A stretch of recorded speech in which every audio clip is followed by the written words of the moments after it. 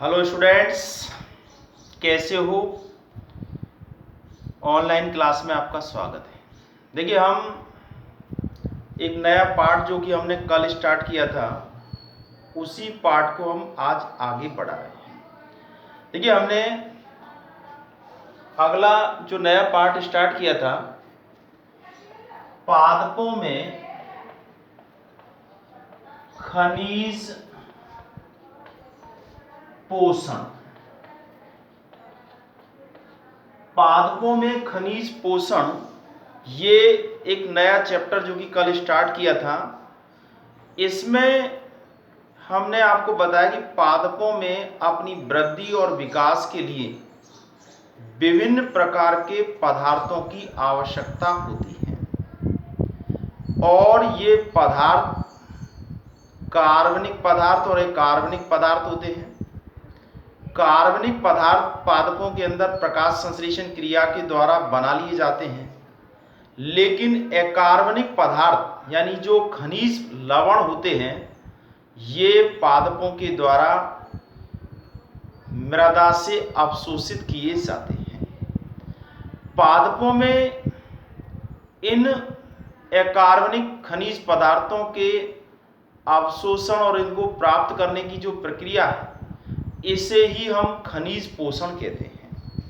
देखिए, खनिज पोषण ये बहुत ही आवश्यक है और आज हम सबसे पहले यही बात पढ़ेंगे कि ये जो खनिज हैं, इन खनिजों में भी कुछ तत्व ऐसे होते हैं जो पादपों की वृद्धि और विकास के लिए अनिवार्य होते हैं। तो ऐसे तत्वों को अनिवार्य पोषक तत्व कहते हैं और दूसरे कुछ ऐसे तत्व होते हैं जो पादपों में उपस्थित तो होते हैं, लेकिन अगर ये उपस्थित नहीं भी हैं तो भी पादप की वृद्धि और विकास पर इसका कोई बुरा प्रभाव नहीं पड़ता है। तो यहां हम पौधों में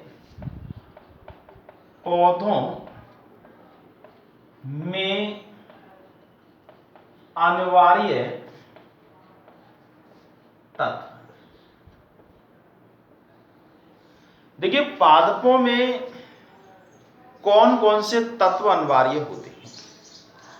यहां हमने पादपों के अंदर जो विभिन्न प्रकार की विश्लेषण की जो विधियां काम में लाई गई तो उनमें पाया गया, उनके अंदर देखा गया कि पादपों में 60 प्रकार के खनिज तत्वों की उपस्थिति होती है।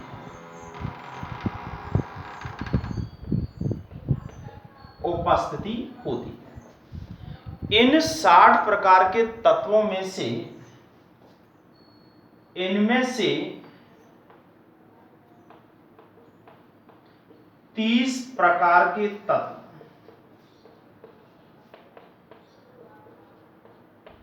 सभी पादपों में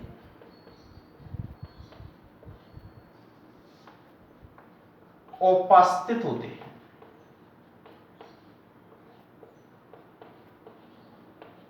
यानी पादपों में वैसे अगर देखें पादप भस्म का विश्लेषण तो उसमें 60 प्रकार के तत्व होते हैं और उन 60 में से 30 प्रकार के तत्व ऐसे हैं जो लगभग सभी पादपों में देखे जाते हैं यानी उपस्थित होते हैं। इनमें से भी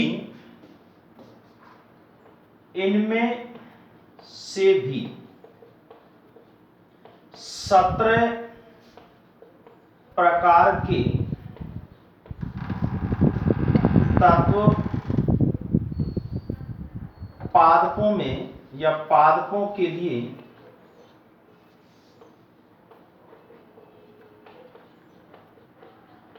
अनिवार्य होते हैं।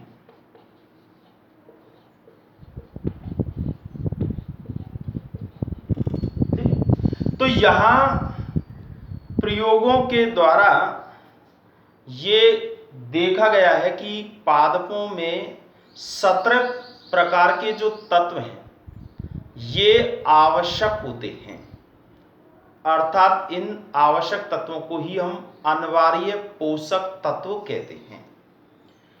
अब इस बात का कैसे निर्धारण हो कि ये कौन सा तत्व अनिवार्य है और कौन सा तत्व अनिवार्य नहीं है?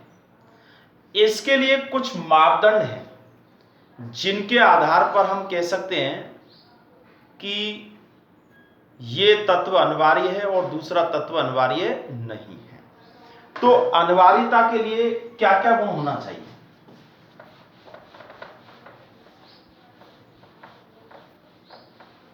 अनिवार्यता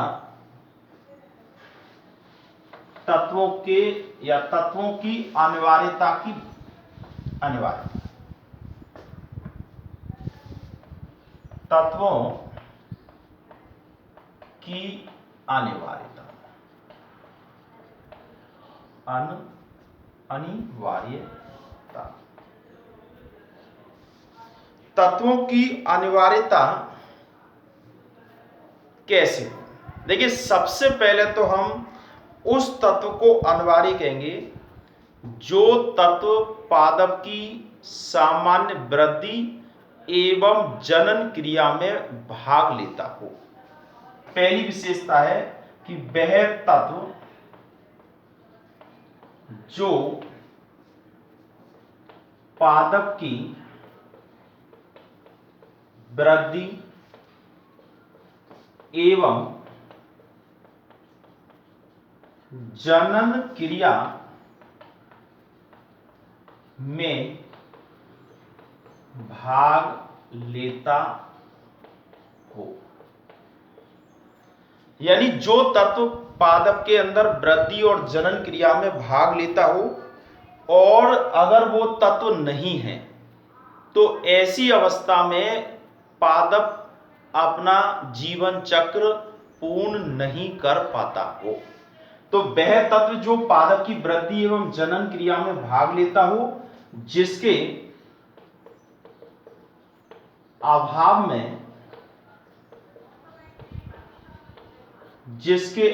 में पादप का जीवन चक्र पूर्ण नहीं, वह तत्व जो पादप की वृद्धि एवं जनन क्रिया में भाग लेता हो, जिसके अभाव में पादप की जीवन चक्र या पादप का जीवन चक्र पूर्ण नहीं चलता है, या पादप का जीवन चक्र पूर्ण नहीं होता है, ऐसा लिख सकते हैं, नहीं होता है,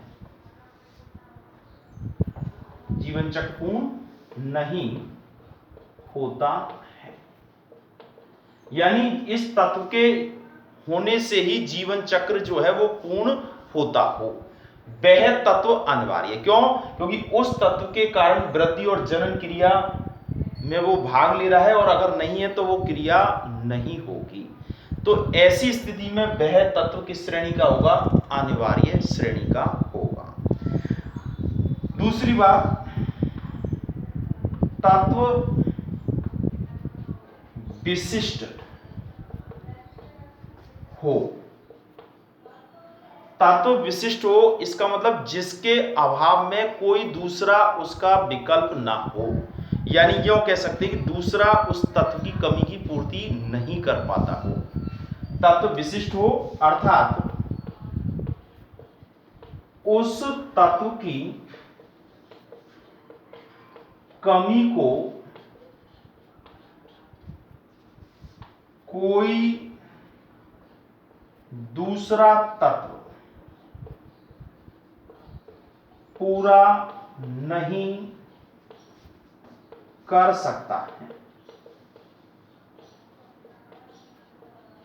ठीक है, तो ऐसा तत्व जो विशिष्ट है और उस तत्व की कमी को कोई दूसरा तत्व पूरा नहीं कर सकता है, तो ऐसी स्थिति में वह तत्व या खनिज पदार्थ अनिवार्य पोषक तत्व के श्रेणी में रखा जाएगा।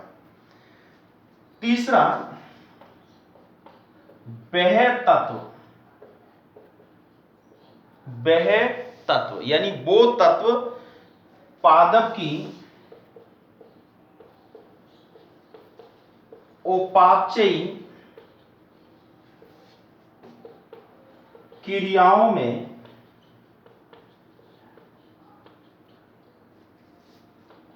भाग लेता हो। यानी ऐसा तत्व जो उपापचयी क्रियाओं में भाग लेता हो, अर्थात उस तत्व की एक प्रकार से भाग लेने की वजह से उसकी आवश्यकता प्रत्यक्षतः आवश्यक हो जाती है। ठीक है। और जिस तत्व की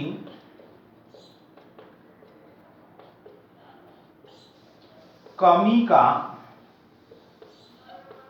प्रभाव पादप में प्रत्यक्ष रूप से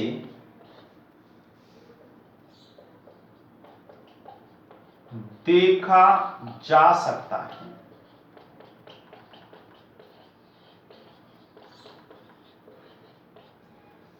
तो ऐसा तत्व अनिवार्य पोषक तत्व कहलाता है। यानी तत्व अनिवार्य होगा। एक बार सुनिए, वह तत्व जो पादप की वृद्धि और जनन क्रिया में भाग लेता है, और अगर वो तत्व नहीं है या जिसके अभाव में पादप का जीवन चक्र जो है वो पूर्ण नहीं हो, तो निश्चित रूप से वो क्या है, अनिवार्य है।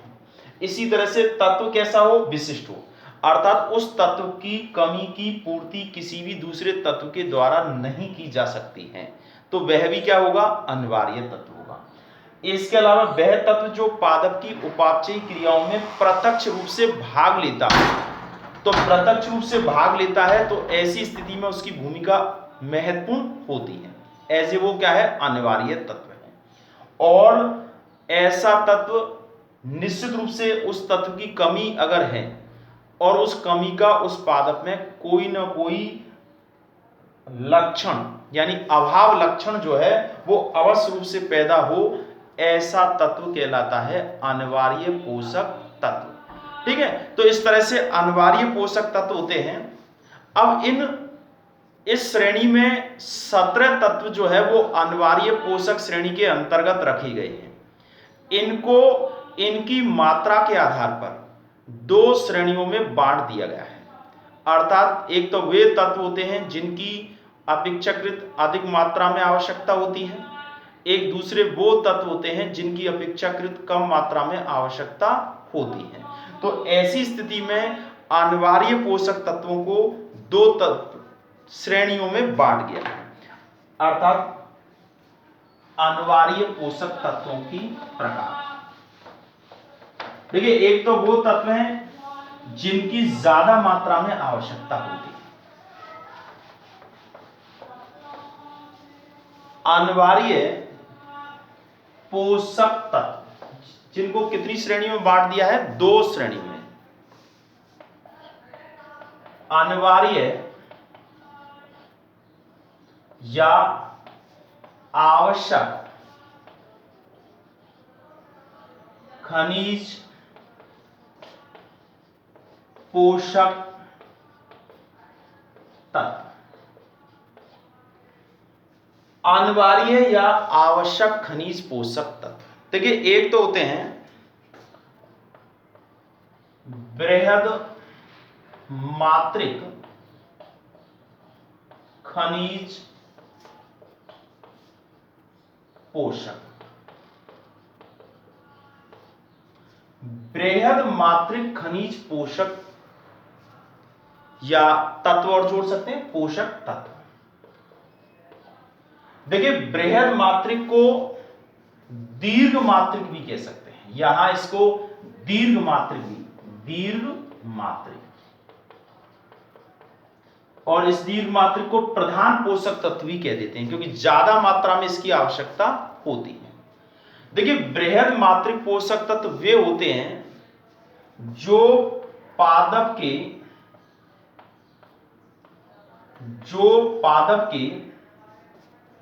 1 ग्राम शुष्क भार में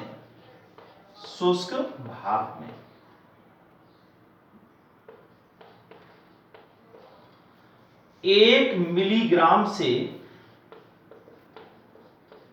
10 मिलीग्राम तक की मात्रा में उपस्थित होते हैं। या आवश्यक होते हैं, यानी वे तत्व जिनकी मात्रा पादपों के 1 ग्राम शुष्क भार में 1 से 10 मिलीग्राम तक की मात्रा में उपस्थित होती है। यानी 1 ग्राम शुष्क भार लेंगे तो उसमें इन तत्वों की मात्रा 1 मिलीग्राम से 10 मिलीग्राम के मध्य होती है। तो ऐसी स्थिति में इनको हम कहते हैं बृहद मात्रिक पोषक तत्व, ठीक है, या गुरु मात्रिक पोषक भी तत्व कह सकते हैं। बृहद मात्रिक, दीर्घ मात्रिक और गुरु मात्रिक। गुरु मात्रिक मात्रा कितनी? पादप के 1 ग्राम शुष्क भार में कितनी? 1 मिलीग्राम से 10 मिलीग्राम। अब इस श्रेणी में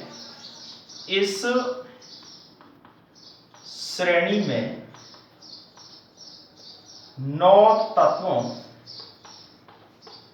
को रखा गया है, या यूं कह सकते हैं इस श्रेणी में 9 तत्व आते हैं जिनकी मात्रा बृहद मात्रिक होती है, यानी 1 मिलीग्राम से 10 मिलीग्राम तक होती है।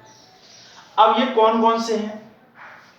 कार्बन, हाइड्रोजन और ऑक्सीजन।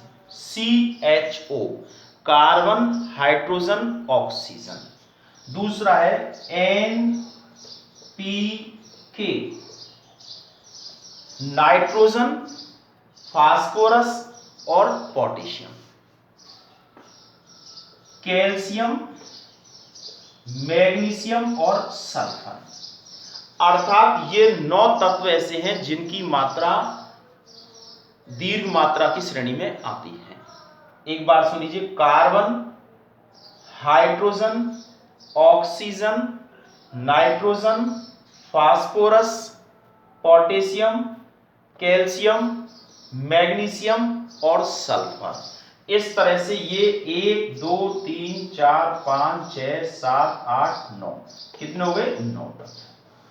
ये कहलाते हैं दीर्घ मात्रिक या गुरु मात्रिक या प्रधान पोषक तत्व या बृहद मात्रिक पोषक तत्व कहलाते हैं। ठीक है, बृहद मात्रिक इसलिए कहलाते हैं क्योंकि इनकी मात्रा दूसरे तत्वों की तुलना में अधिक पादपों के लिए आवश्यक होती है। अब हम यहां बृहद मात्रिक हो गए, अब दूसरे हैं दीर्घ मात्रिक पोषक तत्व। सॉरी, बृहद मात्रिक के बाद लघु मात्रिक पोषक तत्व।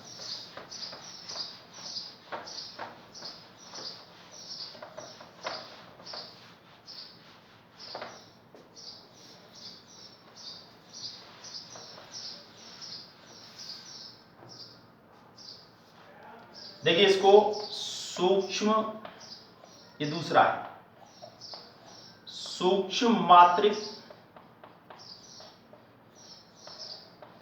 या लघु मात्रिक या अप्रधान पोषक तत्व। पोषक तत्व,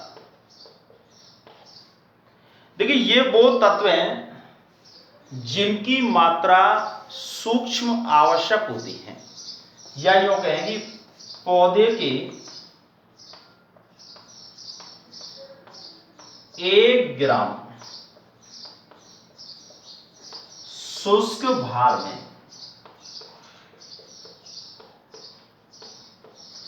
इनकी मात्रा 1 मिलीग्राम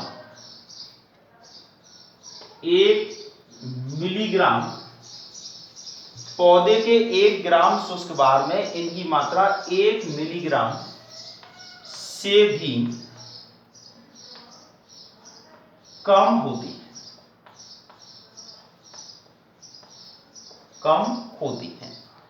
या यूं कह सकते हैं कि ऐसे तत्व जिनकी पादपों के 1 ग्राम शुष्क भार में इनकी मात्रा 1 मिलीग्राम से भी कम होती है, ऐसे तत्व सूक्ष्म मात्रिक या लघु मात्रिक तत्व या अप्रधान पोषक तत्व कहलाते हैं। ठीक है, अब देखिए इस श्रेणी में 17 टोटल है, 17 में से 9 तत्व बृहद मात्रिक हैं, तो इस श्रेणी में 8 तत्व आते हैं जिनको हम सूक्ष्म मात्रिक पोषक तत्व कह सकते हैं। देखिए इसमें एक तो है आयरन, एक है बोरॉन, ठीक है, इसके अलावा कॉपर, जिंक, मॉलिब्डेनम, इसके अलावा क्लोरीन, निकेल, 1 2 3 4 5 6 7। इसके अलावा एक और रह गया है जिसमें कह सकते हैं कॉपर, इसमें Fe, बोरॉन, मैग्नीज रह गया है Mn, इसको यहां Mn, निकेल, क्लोरीन और nickel. Iron, boron, copper, zinc, molybdenum, manganese, chlorine और निकेल, ये जो तत्व हैं ये तत्व टोटल 8 तत्व हैं। इन तत्वों को सूक्ष्म मात्रिक तत्व कहते हैं। क्यों? क्योंकि ये सूक्ष्म मात्रा में पादपों के लिए अनिवार्य होते हैं। ठीक है, अब इनमें अलग अलग हम डिवाइडेशन करें कि कौन सा तत्व किस कार्य के लिए उपयोगी है या किस अवस्था में है। तो देखिए यहां हम देखें कि इसमें Fe और बोरॉन, ये दोनों जो तत्व हैं ये एक प्रकार से मध्यवर्ती पोषक हैं, मध्यवर्ती पोषक तत्व। मध्यवर्ती पोषक तत्व इसलिए कहते हैं क्योंकि ये सूक्ष्म मात्रिक पोषक तत्व में है, लेकिन अगर कुछ पादप ऐसे हैं जिनमें इनकी मात्रा थोड़ी सी ज्यादा भी आवश्यक हो जाती है तो उस स्थिति में ये दीर्घ मात्रिक श्रेणी में पहुंच जाते हैं। तो दोनों के एक प्रकार से बीच का है, संक्रमित यानी मध्यवर्ती एक प्रकार की अवस्था में होते हैं, दोनों के बीच की अवस्था में होते हैं, अर्थात इनकी मात्रा तो कम होती है और उनकी मात्रा और होगी ज्यादा, ये बीच के हैं। तो यहाँ ये है तो सूक्ष्म मात्रिक है, लेकिन इनको हम एक प्रकार से मध्यवर्ती पोषक तत्व कहते हैं। ठीक है, अब हम आते हैं कि ये जो पोषक तत्व हैं सूक्ष्म मात्रिक और बृहद मात्रिक, 2 प्रकार के तत्व हो गए। अब इनको हम एक साथ रखें। मात्रा की दृष्टि से ये तत्व 2 श्रेणियों में आ गए हैं। एक तो है बृहद मात्रिक पोषक तत्व। बृहद मात्रिक पोषक तत्व 9 है। Carbon, hydrogen, oxygen, nitrogen, phosphorus, potassium, calcium, magnesium और सल्फर। यहां दूसरे हैं सूक्ष्म मात्रिक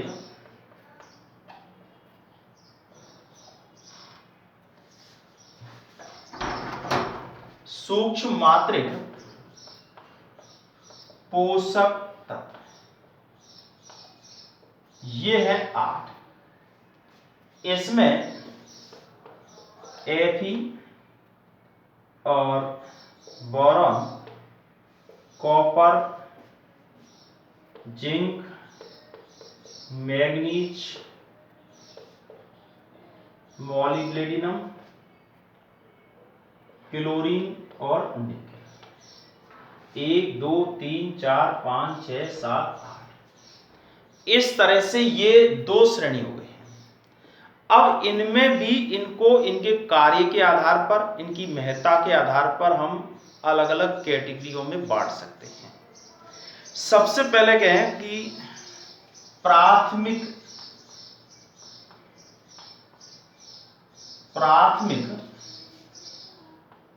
बृहद मात्रिक पोषक तत्व। अब देखिए, प्राथमिक बृहद मात्रिक पोषक तत्व कहा जाता है एनपीके को, नाइट्रोजन, फास्फोरस और पोटेशियम।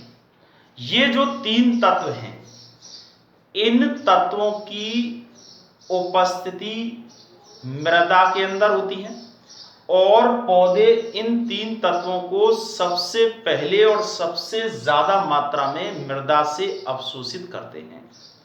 कई बार इन तत्वों की मृदा के अंदर पर्याप्त मात्रा में उपस्थिति नहीं होती है, तो ऐसी स्थिति में पादप वृद्धि और विकास नहीं कर पाते हैं।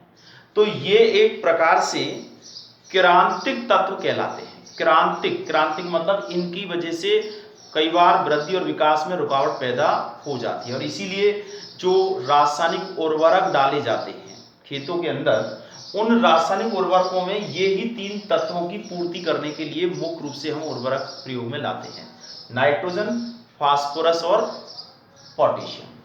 अब आते हैं द्वितीयक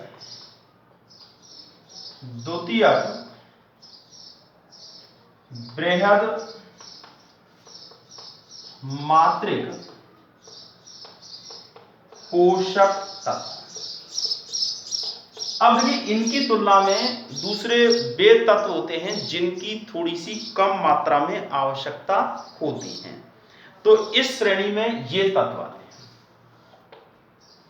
कैल्शियम, मैग्नीशियम और सल्फर। तो छोटे छोटे प्रश्नों के रूप में पूछा जाता है, 1 नंबर के कई बार प्रश्न आए हैं कि प्राथमिक बृहद मात्रिक पोषक तत्व किसे कहते हैं और द्वितीयक बृहद मात्रिक पोषक तत्व कौन से होते हैं। तो इस तरह से ये पूछे जाते हैं। अब हम बात करें कि ये जो 17 प्रकार के अनिवार्य तत्व हैं, 8 ये हो गए, 17 ये अनिवार्य तत्व हैं। इन अनिवार्य तत्वों में इनको इनकी भूमिका के आधार पर कि ये तत्व पादप में क्या कार्य करते हैं, इनको भी श्रेणीबद्ध किया गया है कि भाई एक तो वो तत्व होते हैं जो संरचना का निर्माण करते हैं, एक वो तत्व होते हैं जो एंजाइमों की सक्रियता या क्रियाशीलता का कार्य करते हैं, एक ऐसे हैं जो ऊर्जा से संबंधित कार्य करते हैं और एक ऐसे हैं जो परासरण नियमन से संबंधित कार्य करते हैं। तो इनको हम 17 तत्वों को उनके कार्यों के आधार पर वर्गीकृत करते हैं। अनिवार्य पोषक तत्वों को उनके कार्यों के आधार पर, या इसको भी हटा दें,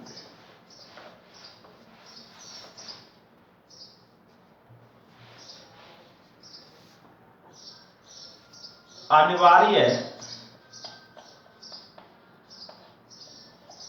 पोषक तत्वों का उनके कार्यों के आधार पर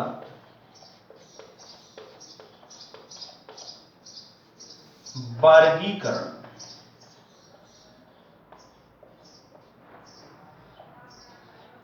कार्यों के आधार पर वर्गीकरण, ठीक है।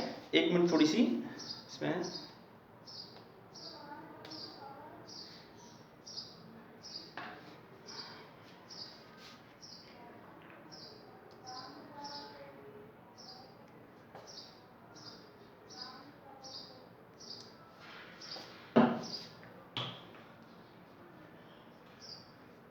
देखिए, कार्य के आधार पर भी इनको वर्गीकृत किया गया है। सबसे पहला है संरचनात्मक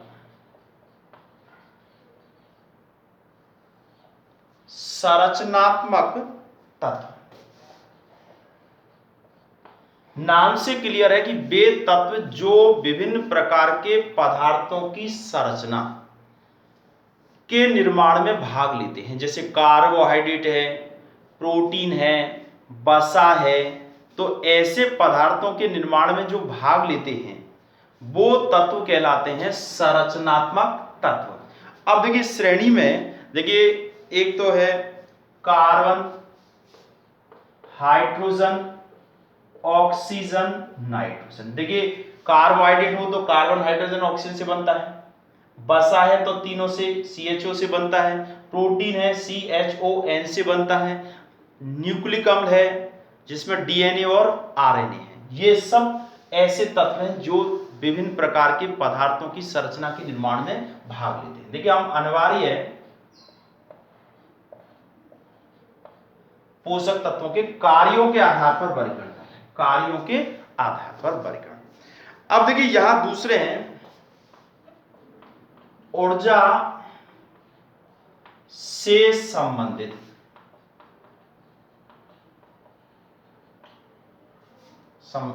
ऊर्जा से संबंधित तत्व, वे तत्व जो ऊर्जा के निर्माण से संबंधित कार्य करते हैं। जैसे ATP है, ऊर्जा के लिए ATP चाहिए, एडिनोसिन ट्राइफॉस्फेट, या फिर क्लोरोफिल है, क्लोरोफिल पर्णहरित। तो ये ऊर्जा से संबंधित तत्व हैं जो ऊर्जा के निर्माण का कार्य करते हैं। तो इसमें मुख्य रूप से जैसे ATP के अंदर ये जो ATP है, ATP के अंदर फास्फोरस की उपस्थिति होती है, क्लोरोफिल के अंदर मैग्नीशियम की उपस्थिति होती है। तो इस तरह के जो तत्व हैं वो किस श्रेणी में रखे जाएंगे? ऊर्जा से संबंधित तत्व जो ऊर्जा का निर्माण करते हैं। ठीक है, अब चाहे तो यहां P का मतलब क्या लिख सकते हैं? ATP में, और ये किसमें? क्लोरोफिल में।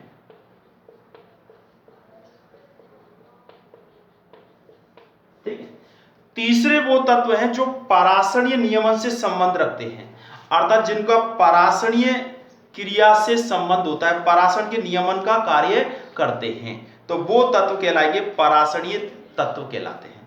तो इसमें आएंगे परासरण नियमन करने वाले तत्व, परासरण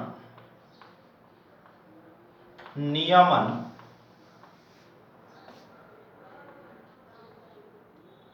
से संबंधित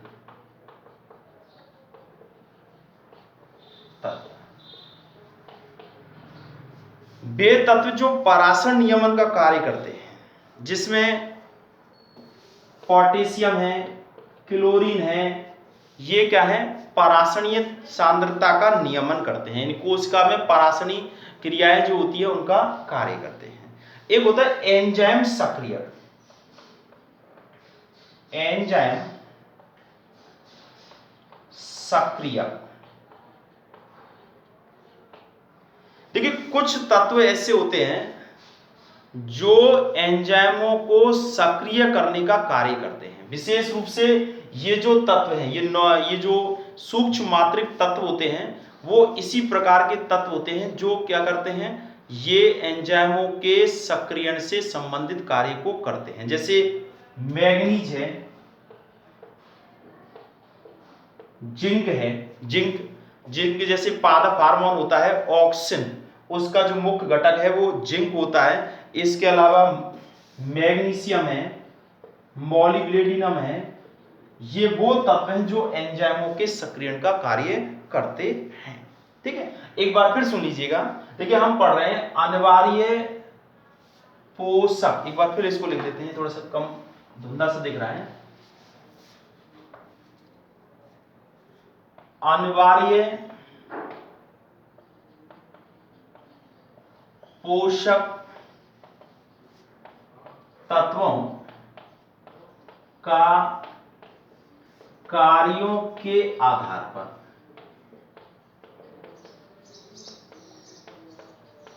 कार्यों के आधार पर वर्गीकरण। अब स्पष्ट दिख रहा होगा, यहां कार्यों के आधार पर हमने किया है वर्गीकरण। सबसे पहला है संरचनात्मक तत्व, वे तत्व जो विभिन्न प्रकार के पादप के अंदर जो ऊतक या विभिन्न प्रकार के जो पदार्थ होते हैं, कार्बोहाइड्रेट है, प्रोटीन है, वसा है, न्यूक्लिक अम्ल है, विटामिन है, इनके निर्माण से संबंधित कार्य करने वाले जो तत्व होते हैं वो संरचनात्मक तत्व कहलाते हैं। इसमें कार्बन, हाइड्रोजन, ऑक्सीजन और नाइट्रोजन आते हैं। एक ऊर्जा से संबंधित जो ऊर्जा के निर्माण में महत्वपूर्ण भूमिका निभाते हैं, जैसे एटीपी है, एडिनोसिन ट्राइफॉस्फेट या एडीपी, उसमें फास्फोरस होता है। क्लोरोफिल जो पर्णहरित है उसमें मैग्नीशियम की उपस्थिति होती है। अगर क्लोरोफिल नहीं होगा तो मैग्नीशियम नहीं होगा तो क्लोरोफिल का निर्माण नहीं होगा। परासरणीय नियमन यानी परासरणीय सांद्रता का नियम, परासरण का नियमन से संबंधित तत्व है, जैसे सक्रिय पोटेशियम आयन रंध्रों के खुलने और बंद होने को नियंत्रित करता है। क्लोरीन ये भी जल के अपघटन को नियंत्रित करता है प्रकाश संश्लेषण में। एंजाइम सक्रियण, ये एंजाइमों को सक्रिय करने का कार्य करते हैं। तो हम इन अनिवार्य पोषक तत्वों को इनके कार्य के आधार पर 4 श्रेणियों में बांट सकते। मात्रा के आधार पर तो हमने 2 वर्गों में बांटा है, एक तो बृहद मात्रिक और एक सूक्ष्म मात्रिक। या कार्य के आधार पर कितने वर्गों में बांटा है? 4 वर्गों में। अब देखिए इसमें ये जो 17 प्रकार के जो तत्व हैं इनको हम खनिज पोषक तत्व कहते हैं। ये जो खनिज पोषक तत्व हैं इनमें इन खनिज पोषक तत्व, ये जो खनिज पोषक तत्व हैं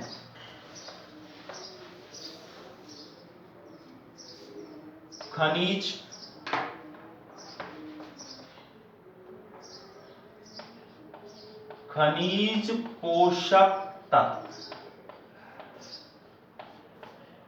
जो कि कितने हैं? 17 प्रकार के हैं। देखिए इसमें निकिल सबसे बाद में है। पहले इन खनिज तत्वों की संख्या 16 होती थी, लेकिन अब वर्तमान में इसकी 17 है, क्योंकि सबसे अंत में जिस तत्व को अनिवार्य तत्वों की श्रेणी में शामिल किया गया है वो है निकिल। ठीक है। अब इन तत्वों में कुछ तत्व तो ऐसे हैं जो मृदा में है। देखिए ये जल, वायु और मृदा तीनों माध्यमों से पादपों के द्वारा ग्रहण किए जाते हैं। यानी पादप इन तत्वों को जल, वायु एवं मृदा से ग्रहण करते हैं। अब इनमें इन तत्वों को वायुमंडल है या फिर मृदा है, वायुमंडल से प्राप्त करेंगे। जल, मृदा में भी क्या है? जल है, मृदा से जल के माध्यम से प्राप्त करेंगे।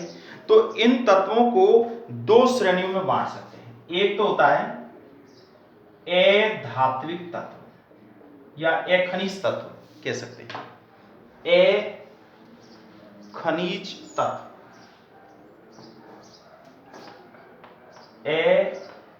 अखनिज तत्व। देखिए अखनिज तत्व वो तत्व हैं जिनका स्रोत मृदा नहीं है, वायुमंडल है। वे तत्व जिनका स्रोत मृदा न होकर वायुमंडल है, अर्थात वे तत्व जिनका स्रोत मृदा में होकर क्या है? वायुमंडल। अब इस श्रेणी में कौन कौन से तत्व आएंगे? इसमें आएंगे एक तो कार्बन, हाइड्रोजन, ऑक्सीजन और नाइट्रोजन।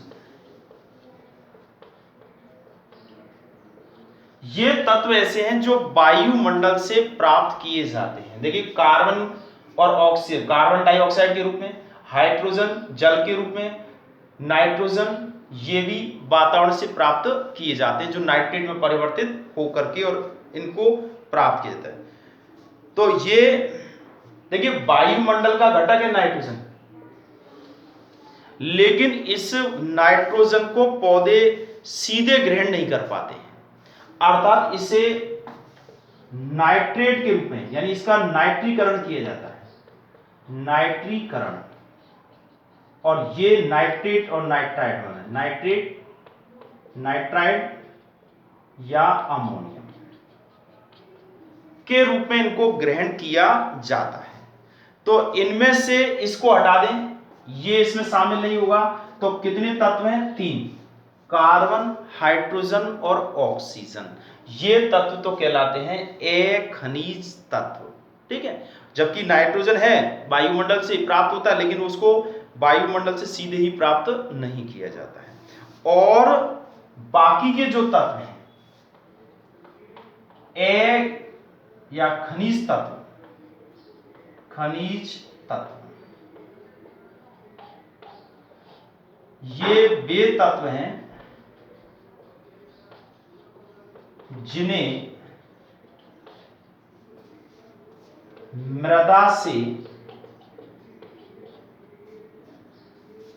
या ये वे तत्व हैं जिन्हें या जिनका स्रोत, यानी उसी लैंग्वेज में लिखें, वे तत्व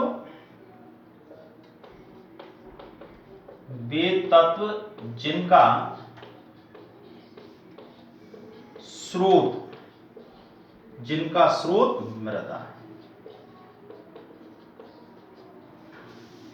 देखिए, मिट्टी के अंदर लगातार अपक्षय की क्रिया होती रहती है। कार्बनिक पदार्थ अकार्बनिक पदार्थों में अपघटित होते रहते हैं। ऐसी स्थिति में इनके अंदर लगातार खनिज पदार्थों के प्रवेश करने की क्रिया चलती रहती है, जिसको हम खनिजीकरण कहते हैं, ठीक है। तो यहां हम एक प्रकार से ये जो खनिज पोषक तत्व हैं या पादपों में अनिवार्य पोषक तत्व हैं, जो कि 17 हैं, इनको 2 श्रेणी में बांट सकते हैं, अखनिज और खनिज, यानी एक प्रकार से अनिवार्य पोषक तत्व है, ठीक है। तो ये हमारे विभिन्न प्रकार के खनिज पदार्थ जो पादपों के लिए आवश्यक होते हैं, जिनके बारे में हमने बात की। सबसे पहले अनिवार्य पोषक तत्व जो होते हैं उनको 2 श्रेणियों में बांटा था, एक तो बृहद मात्रिक और सूक्ष्म मात्रिक। इसके बाद बृहद मात्रिक में भी प्रधान बृहद मात्रिक और द्वितीयक प्रधान या द्वितीयक बृहद मात्रिक पोषक तत्व। फिर इसके बाद हमने इनके कार्यों के आधार पर 4 श्रेणियों में बांटा।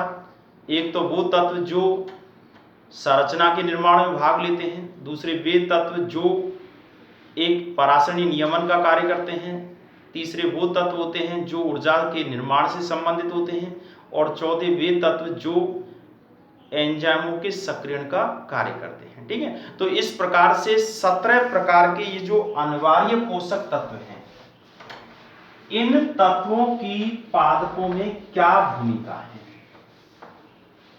ये स्पष्ट हो चुका है कि 17 अनिवार्य तत्व हैं। अनिवार्य पोषक तत्व,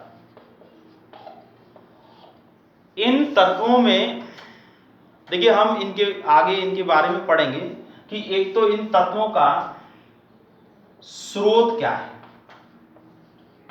इसके बाद इनकी उपयोगिता क्या है, पादप में ये कौन सा कार्य करते हैं, फिर इनकी कमी के लक्षण क्या है, यानी कौन सा रोग पैदा हो जाता है, और कमी की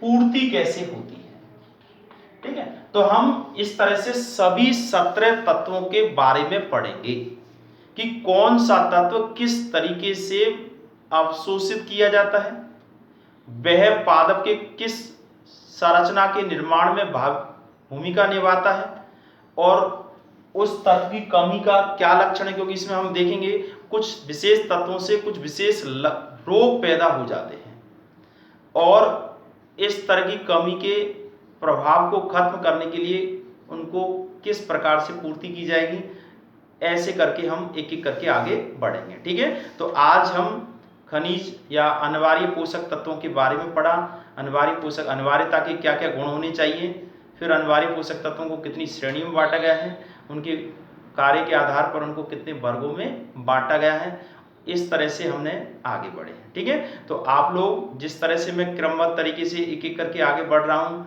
आप भी उसी तरह से इसको याद करिए, लिखिए और समझने का कोशिश करिएगा। कहीं कोई परेशानी आती है तो आप हमसे बात कर सकते हैं। ठीक है, ओके, गुड।